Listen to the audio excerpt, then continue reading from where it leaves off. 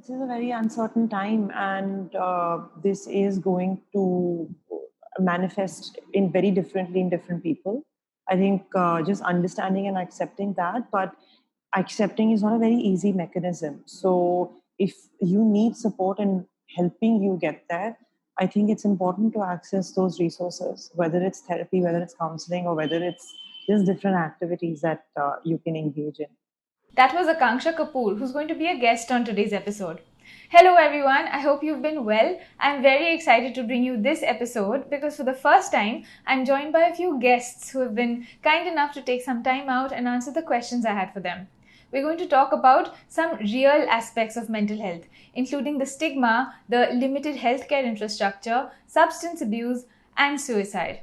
This is episode 14 of the Age of Pandemic series.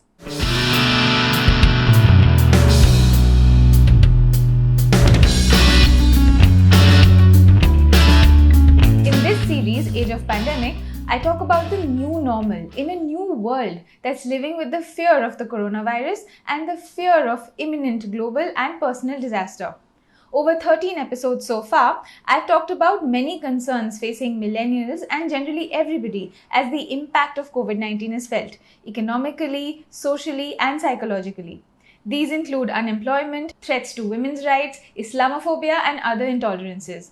I've also spoken about the more positive phenomena seen during the pandemic, like volunteerism, the medical community's professionalism and commitment, and the goodness of humanity coming together against racism and respecting diversity. How COVID-19 has affected me personally in a way is that a large section of the lawyer community has been devastated by the pandemic. Those in sectors like tourism, the food and beverage industry, export trading, and countless others are also faring badly. Jobs are being lost on a scale not experienced by any generation in the past. Many of us have lost a friend or a loved one to the pandemic, or we have personally witnessed someone close to us fight the infection and come out of it. In fact, I had dedicated the fifth episode to the late Professor Harishankar Vasudevan, who died from COVID-19. He was a great historian and a beloved teacher to two generations. As you might remember, the first episode of this series was on depression and it released on 18th April. By then, depression had already started gripping the world population. Almost all of humanity has been facing some kind of anxiety in these nearly 8 months of COVID-19. And yet, there seems to be this general impression that talking about mental health is uncomfortable, possibly triggering. And while that may be the case for some people, we can't really bury our heads in the sand and wish for this problem to go away. There needs to be conversation and awareness so that the stigma surrounding mental illness goes away. So, a conversation is what we are going to have today. The very first guest in the Age of Pandemic series is my dear friend Aakanksha Kapoor, who's the founder of Neevam Foundation. They are a not-for-profit organization with school and community-based interventions to address stress, anxiety, and depression amongst the youth in India. Their program, Minds at Play, works with schools in low-income settlements in the National Capital Region of Delhi to bring mental and emotional well-being curriculums into their system through a 16-week program developed using cognitive behavioral therapy, that's CBT, and mindfulness. I asked Aakanksha, how will someone who's had a normal, happy life until February or March this year, with a job and a good future ahead, come to grips with the depression that may be caused because of the pandemic? You yourself know when you're not doing okay, right? And being not okay is very different than being depressed or clinically depressed. One day, 2 day, if you're feeling like really out of energy and feeling really sad, is normal. I mean, we're working in ways which we've not really had any idea of at the moment, right? Like we're doing things that we were not doing before. We are all at home, so it's manifesting very differently for all of us. And there are going to be days where I'm not going to have energy. And in fact, I had a very interesting conversation with a psychologist recently where she defined the lockdown period also as like lockdown 1, 2, 3, but like different phases of lockdown. Where then the lockdown began, everybody was so excited to do multiple things, do really interesting things, engage in new activities. But then came burnout, and then came grief. Like, how long are we going to go on like this? Which is very normal for all of us to go through. We would know that it's been a week that I've been feeling this way. It's been a week that I've not felt like getting out of my bed. It's been a week that I've not felt like doing the activities that usually bring me joy. They're just not bringing me any happiness anymore. I think when you start noticing that, that's when you know that, something's up and maybe I should consult somebody. But I think it's also important to give yourself that break and give yourself that benefit of the doubt that I am dealing with this and this is my way of dealing with it.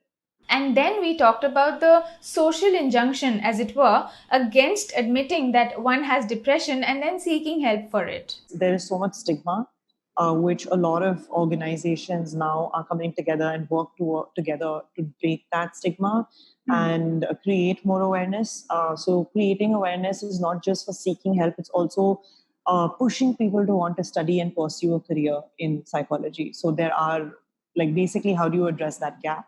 Organizations need to think of ways of bridging that gap, like figuring out ways where more access can be provided to both high income as well as especially low income communities. She also tells us that treatment and counseling are not only limited in terms of the availability of doctors and counselors, but they are also expensive. If you are from, say, a higher socioeconomic background, you may feel that you have access very easily because there are, like, in a city like Delhi, you will come across people who are therapists or psychologists.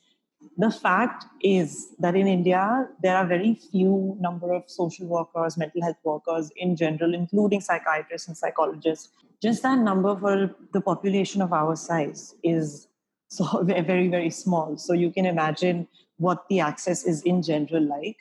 Having said that, if you look at the higher socioeconomic backgrounds, the access is slightly more easy because therapy in general is expensive. And what I mean by expensive is, like, a cost for going to a group counselor ranges from 1,500 rupees to 4,000 rupees, depending on who you're going to, what is the experience level of the psychologist. Of course, there are cheaper options available as well. The second thing is, because of the low number of psychologists, there is a long wait list with most psychologists. How many patients can a psychologist or a therapist or a psychiatrist see in a day, right? There is a number to which even psychologists turn around and say that, more than this a day, they're not going to be able to see. So it's interesting that, I might want to see a therapist tomorrow, but I might not get a chance to see this therapist for a few days or a few months or a few weeks, depending on their wait list. Of course, there are therapists that who are available at this point and you can access. So at the same time, the price makes that very unaccessible for the low income groups in India. Of course, there are free clinics and stuff, community clinics, free clinics, where people can go access help, but the wait list is very long. So I'm not going to get my number for another month if I'm going to a free clinic, depending on which clinic I'm going to and where. A lot of effort is being made to bring that access to people, but it's going to take a little bit of time, just owing to the number of psychologists available. So, on the one hand, professional interventions are severely limited. But on the other hand, we are inundated with placebos and misinformation floating around on social media. Here's what Aakanksha had to say about that dilemma. I think there is a lot of misinformation out there on social media. I think the first thought is regulation, right? This pandemic has really, like, started that conversation. Mental health is important, which is great, but it has given rise to multiple groups and multiple pages that are doing, like, if I'm to say, unethical work, because it's not backed by any research or backed by a therapist or a psychologist, trained psychologist who's giving out the information. Now, what happens is, either you can look at it in a way that, all of these people are coming together to break that stigma, but about mental health, and people might start thinking of accessing help when they need it, or taking help when they need it, because there is no shame in doing so. But the other thing is, but then how do you basically figure out who's the right person to go to? So I think it's important for anybody who's trying to get help for mental health, that they are fully aware themselves that what are the criteria for them to choose a therapist? What are the kind of certifications should a therapist that they are planning to see or a counselor that they're planning to see should have? Coming back to your social media point, anybody who wants to work in mental health or help create that awareness for mental health, I think just my advice would be just know what your strengths are and try to help in that way. Partner up, share the right resources, bring on clinical psychologists and therapists onto your platform to give the right information. Just be ethical. I think unethical work can lead to a lot more damage than just putting out information, and just put a disclaimer that I'm not a therapist. I'm sharing this information because personally helped me. Each and every person's take is going to be very different. You're open to trying it, but this is not a professional advice. I think that disclaimer is very important, and it comes onto the individual and the pages too. Akanksha also talks about the importance of engaging with children from a young age and educating them about mental health. I'm a firm believer of providing mental health education from a young age. And what I mean by mental health education is providing children with information about what are emotions, what are feelings, what are thoughts, what is the connection between the three. Giving them an understanding of that your thoughts and feelings have impact on the way you act and the way you behave. I think it's so important to work with children on this, because if they have a better understanding of why they behaved in an aggressive way, for example, or what was the initial thought that they had in their mind for them to have thrown a plate on the floor, just giving an example, I think they're going to be able to watch that behavior and watch those triggers and then say that, oh, this is why I act out. This is why I get sad when someone says this to me. And there's that feeling inside me that makes me think that I am not good enough. So if children are just equipped with ways on identifying all of these triggers, and also if children are taught how to cope with all of them and how to regulate them, I think overall, we'll just see a rise in emotional awareness. We'll just see a rise in empathy and compassion towards each other and understanding perspectives of each other also. Like it won't be very selfish. It'll be like, I'm having a conversation with you and I'll understand that, you're acting out probably because of something else that happened and not necessarily something between us. So I think it's very important to teach kids emotional vocabulary. I remember when I was 25 and I was having a conversation with somebody, I would not be able to go beyond angry and sad. Those were my emotional vocabulary words. I used to wonder why. Did my school not teach me enough things about what emotions are? They didn't, unfortunately. Was there a space in school where I could learn more about myself? Was there a space in school where I could go talk about something that I was feeling upset about? No, there wasn't. Yes, now schools have a mandate of having a school counselor, but the school counselor needs to be included in the curriculum, where the school counselor is working with children to make them understand the relationship that they have with their mind, and how the mind really has an impact on pretty much everything they do. So if we are teaching children biology about like physical health, I think it's very important to just include what mental health also is. That is not just going to help with a child's emotional awareness. That will also help in overall creating awareness about the importance of mental health and breaking that deep rooted stigma that we've had. If conversations just become a part of like daily life, pretty much 8 hours a day a child is in school. If conversations are just part of like, oh yeah, a part of your school life, then I don't see why there's going to be eventually, it will take a long time, but eventually it's shame attached to what mental health is. Communication will get better. They'll be able to communicate better with parents, their friends. They'll be able to understand what is going on with them and also seek help for that. So if a child suddenly starts feeling, and if they are aware of their triggers and they are aware of what's going on with them, they can go up to a parent and a teacher and communicate, this is what's happening to me. Can you help me? If they'll be able to identify their safe people, their safe spaces, what works for them, what doesn't work for them. And we've actually seen that in our children. We've seen, after working with the children for 6 months, we have seen an increase in bodily awareness, increase in them being able to understand and differentiate between emotions, able to understand their reactions to think a lot better. Now that there's so much conversation going on around mental health and the importance of it, once schools reopen, I think schools need to make that extra effort towards bringing in emotional well-being curriculums into their system. That's going to have a huge impact positively on the mental health crisis, I think. Let me now introduce my second guest today. Sanjay Patnaik is my senior from college. He's one of the founding members of the White Swan Foundation for Mental Health, which is a not-for-profit organization that collaborates with mental health experts and organizations around the world, and they offer knowledge-led solutions in the area of mental health. I've added a link to their website in the description box below if you'd like to see their work. What White Swan Foundation does is provide well-researched information to persons with mental illness, caregivers, and communities, which might help them make informed decisions to deal with mental health issues. Sanjay used to develop content at White Swan Foundation and do community outreach work. Many professionals are stressed, sad, and depressed because of the work they do. Maybe our parents' generation somehow didn't complain as much, or they just suffered in silence and we don't.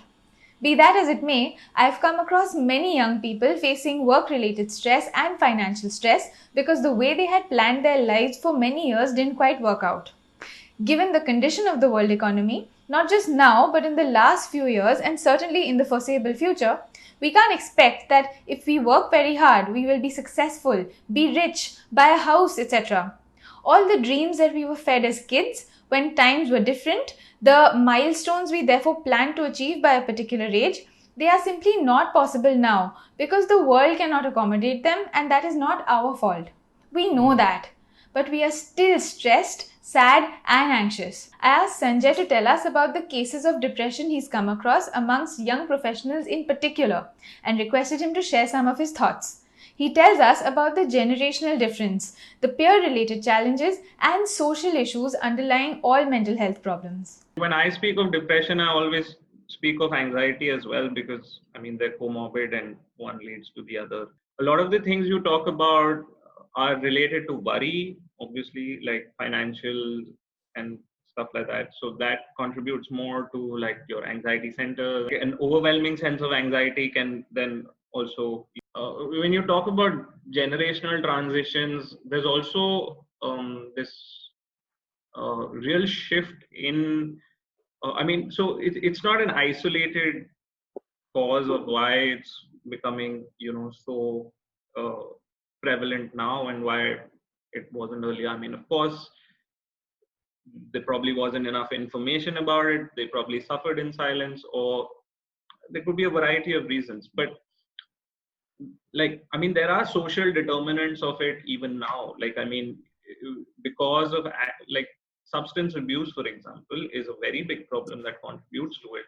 Early initiation into alcohol and other psychotropic drugs. Now, alcohol is a depressant. That's a slippery slope because we all know, like, alcohol, today you're having one drink, tomorrow it's going to be three. Your body just builds resistance to it in no time. So with the development of more and more unhealthy coping mechanisms, alcohol is very often used as, something to cope with your distress. You want to like forget what you're doing, so you want to get a drink, or it's further reinforcing the problem, right? Because like as a substance, it is meant to depress you. So it's only a momentary lightheadedness that you're chasing, but the more and more resistance you build to it, the more and more you're going to consume it. So you're actually contributing towards poor emotional coping abilities. So some people are born, most people are born with like an inborn sense of resilience, but you can damage it by, acting against it. If you'd ask me, no, I'm not an expert on it, but if you asked me 30 years ago, I don't think it was so easy for young people to get their hands on alcohol. You didn't have that kind of money. It wasn't like just available everywhere. There are peer related challenges. This is something I've spoken to quite a few people about, especially in tier 1, tier 2 cities. When people from smaller towns migrate there, they're trying to build a sense of identity. They feel out of place. There is a sense of loneliness and isolation, and in that, so it's a struggle on multiple fronts, right? Like you're trying to earn money, you want to send some money home, you want to make your life comfortable, but you also want to be part of a group, you want to belong. So you get initiated into a lot of things, and by the time, I mean, you realize that there is a problem, it's probably starting to overwhelm you already. But this again has to be certified by like a doctor. But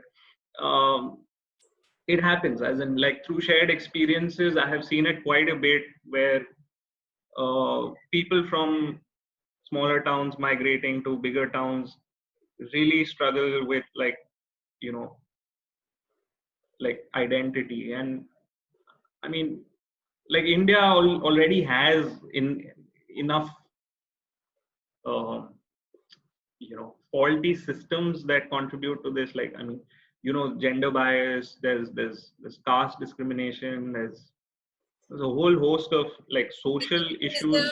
These social issues cut across all mental health problems. Like, Sanjay also tells us why it is particularly concerning that young people are suffering from depression.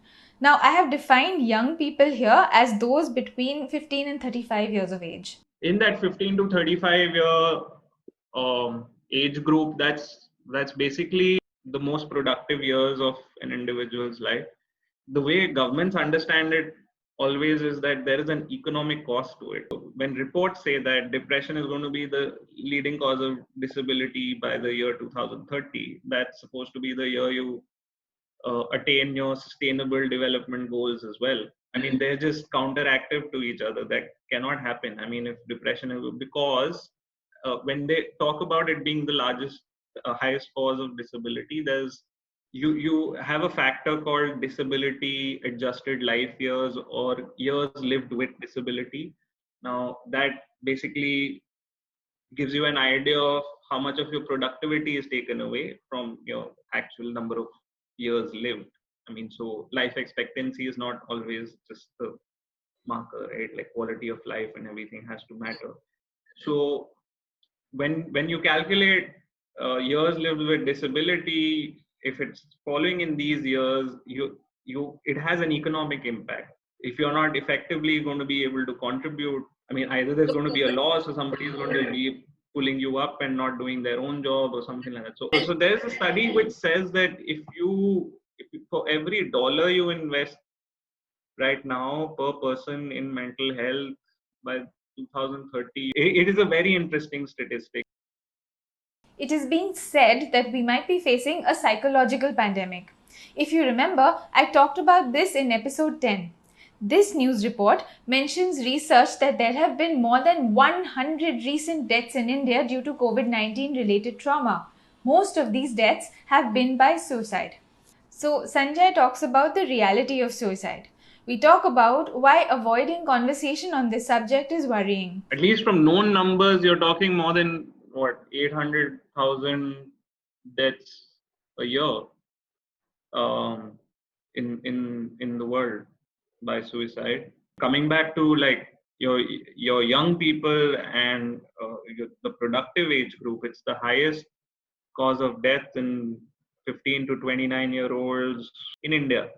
A lot of people frown upon it because it's depressing content, but therein lies the problem. Like, because it's always shrouded, and, like you say, you keep burying your head in the sand and you don't want to talk about it, it just makes people uncomfortable. Somebody comes and expresses some distress to you and you don't know how to react. Nobody's equipped you with that. For a young impressionable mind, I mean, there's always the possibility of copycats. Without, like, an emotional support system that you can reach out to and say that, because everybody you're going and telling that, I'm feeling XYZ, they just, they don't know how to react. I always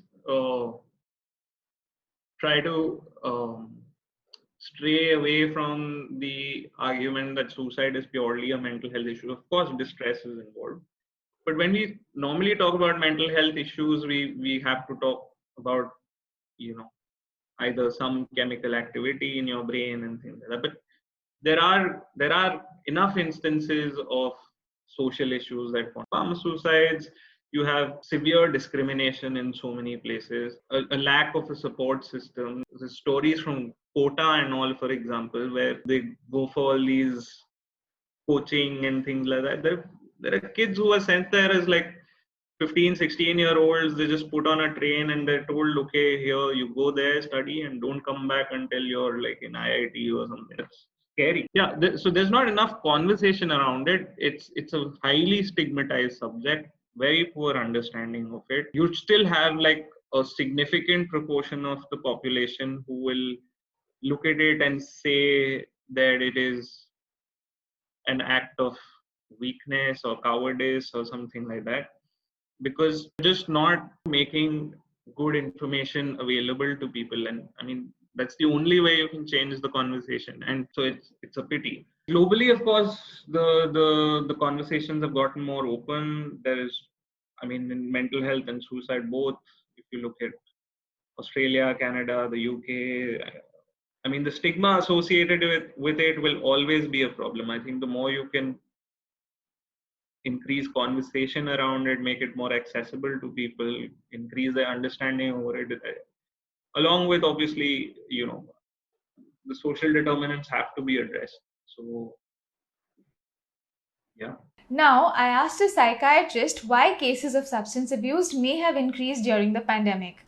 Dr. Sarkar is a psychiatrist based out of Delhi, and here's what he had to say. The substance abuse has increased during this time of pandemic, and be it any substance of abuse, starting from chewing tobacco, smoking, alcohol, definitely it is one of the most common.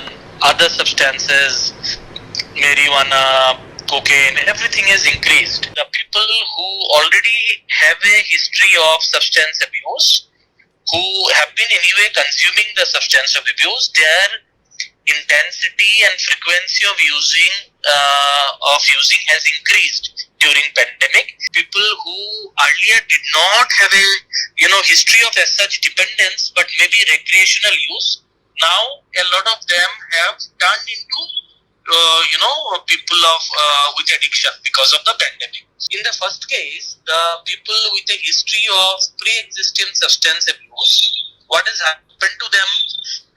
There is a lot of free time, because these days, because of the lockdown, because of the pandemic, people are not going to work. People are spending a lot of time at their home. So they have a lot of free time, and this free time is one of the reason for increasing their substance abuse. They are not very sure how to spend that particular time. Since they have already has the history of substance abuse, they don't know how to make use of that time. Being not involved with any kind of productive work and having a lot of free time, they are indulged into substance abuse more, and the intensity and frequency has increased during this time. And that brings us to the end of today's episode. I am very, very grateful to Aakanksha, Sanjay, and Dr. Sarkar for joining us today. I hope you will share your thoughts with me in the comments below. Please subscribe to the channel if you haven't already, and don't forget to share this video if you liked it.